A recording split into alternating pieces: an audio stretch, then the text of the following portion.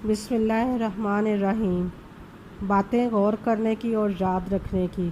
حضور اکرم صلی اللہ علیہ وآلہ وسلم نے فرمایا، 4 چیزیں آپ کو پریشان یا بیمار کرتی ہیں: زیادہ باتیں کرنا، زیادہ سونا، زیادہ کھانا، زیادہ لوگوں سے میل جول۔ 4 چیزیں آپ کو ختم کر دیتی ہیں: پریشانی، غم، بھوک، دیر سے سونا۔ 4 چیزوں سے چہرے کی رونق ختم ہو جاتی ہے اور خوشیاں چلی جاتی ہیں: جھوٹ بولنا، عزت نہ کرنا یا کسی غلط چیز پر بھی اصرار کرنا، بغیر معلومات اور بغیر جانتے ہوئے بحث کرنا، کسی غلط چیز کو بے باکی سے بغیر کسی خوف کے کرنا۔ 4 چیزوں سے چہرے کی رونق بڑھ جاتی ہے: پرہیزگاری، وفاداری، رحم دلی، دوسروں کی بغیر کہے ان کی مدد کرنا۔